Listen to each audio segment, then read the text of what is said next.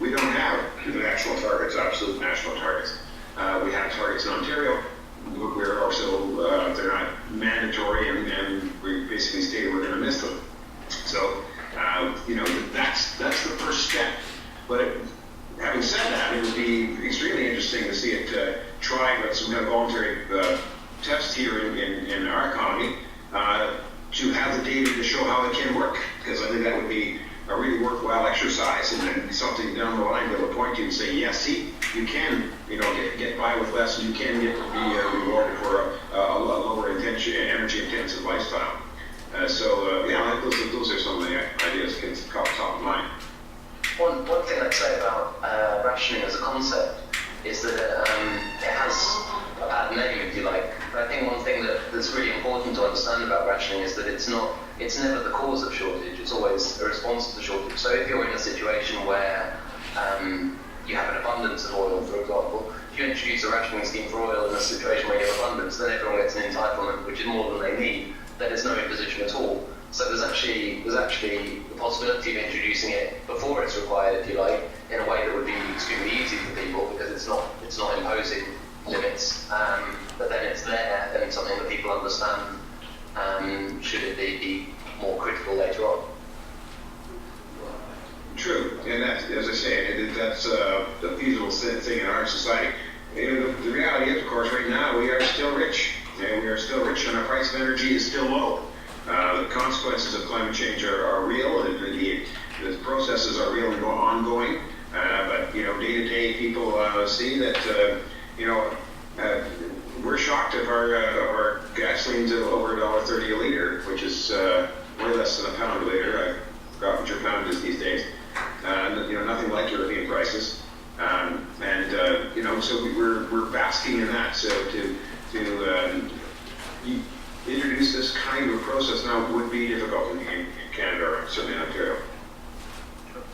Yeah, the only thing I'd like to suggest is that we keep talking about this window and it's getting smaller and smaller. And my concern is that there's all the environmentalists saying, well, when is the government going to take action?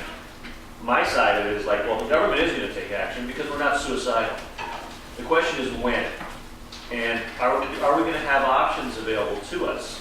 And if we don't test drive some of these options, we're going to be left with very, very few options, and which could be more, which may not work. So even like I say, the idea of introducing this in a national way, no, we're not. I don't believe we're ready for that. But certainly in a test market format, I think I don't believe there's anything like that going on in Canada right now. And again, I think if it comes to the point where whether it's a peak oil situation, or whether we have some massive shift in people's perception of climate change, and that all it takes is a natural disaster scenarios that that are certainly possible down the road. We're going to need to move on this very, very quickly, and the government is going to need these kind of options. And so I don't, yes, Gorat, absolutely, we're not ready for that big change now. But it sounds like a 20-year window, and in fact, it may even be less. I think, to actually make those big changes, I think I'd say the government, needs a lot of different options. And I'm all for collecting the data and testing it, and also bringing the strength that it wasn't emphasized by Sean, but I think is that it ties the individual in and gives us individual experience that can be shared and say, oh, look, it wasn't that hard for me to lower my carbon footprint. I actually did this, guys, and look how easy it was, and it made me conscious of how much energy I actually or carbon I actually produced, etc. Right? So there are tremendous anecdotal evidence in terms of selling this culture to potentially diffuse criticisms down the road, according to community acceptance for when they're in a situation where it is or has to be introduced. So absolutely, I would be all for seeing some real data in our economy with some real Ontarians experiencing this day to day, so that those experiences can be shared. I think there's real value in that. Is there any other question? We do have to wrap up in about 5 minutes, so I just going around here. Bernie? Of Cord, it's Bernie Slapkov again. Putting it in an Ontario context and the possibility of priority, has our province not recognized or anticipate an energy crisis? We could be in a crunch in terms of petroleum, and I can honestly say they don't see this coming. In Canada, we have this belief. We're repeatedly told that we're an oil exporting country, which we are, but all our oil is exported essentially from Alberta to the United States.